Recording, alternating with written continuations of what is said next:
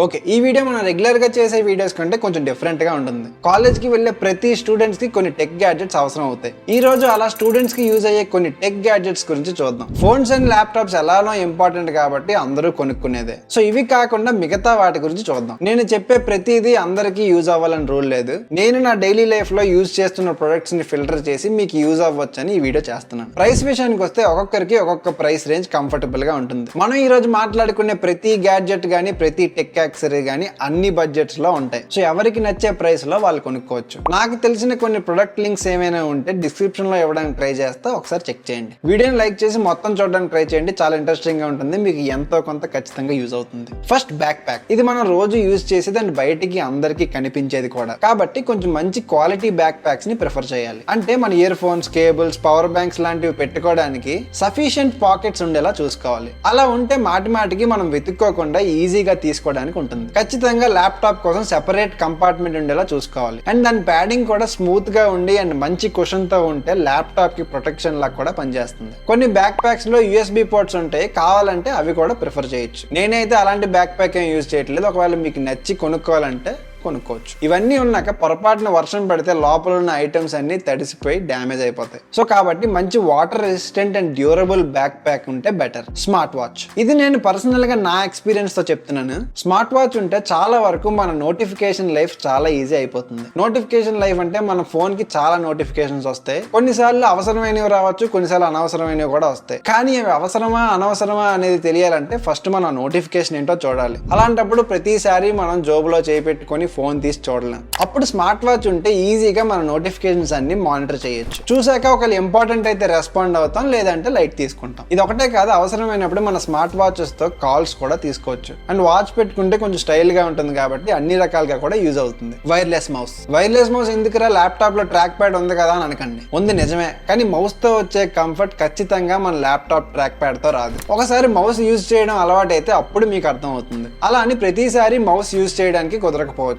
But ఎక్కడైనా table మీద work చేస్తున్నప్పుడు కానీ లేదా ఇంట్లో మన డెస్క్ దగ్గర ఉన్నప్పుడు మౌస్ ఉంటే చాలా కంఫర్టబుల్ గా ఉంటుంది. సో ఒక వైర్లెస్ మౌస్ ని కొనుక్కొని మన బ్యాగ్ లో వేసుకుంటే ఎప్పుడు కావాలంటే అప్పుడు యూజ్ చేసుకోవచ్చు. అండ్ ఒకవేళ మీకు ఇంట్లో మానిటర్ సెటప్ కూడా ఉందంటే వైర్లెస్ మౌస్ అండ్ కీబోర్డ్ రెండింటిని కొనుక్కుంటే better. Noise cancelling ear phones. ఇవి మాత్రం ప్రతి స్టూడెంట్ దగ్గర ఉండాలి. ట్రావెల్ చేస్తున్నప్పుడు లేదా ఏదైనా పని చేస్తున్నప్పుడు ఇవి ఉంటే చాలా హెల్ప్ అవుతాయి. ఒకవేళ పొరపాటు లైబ్రరీకి వెళ్ళి చదువుకునే అలవాటు ఉంటే ఇంకా బాగా హెల్ప్ అవుతుంది. మనకు అలాంటి అలవాట్లు ఏం లేవులేండి.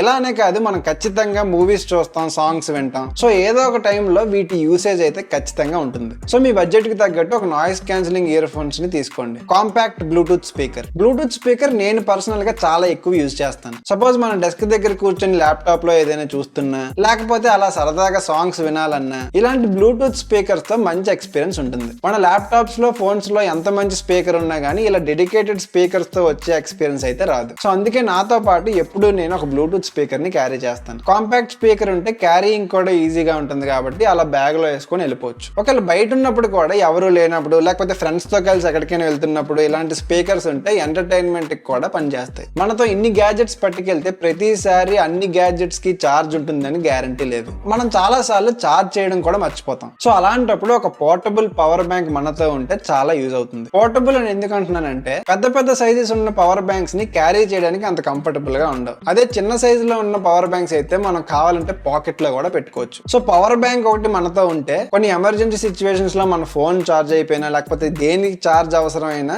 ఈజీగా ఉంటుంది.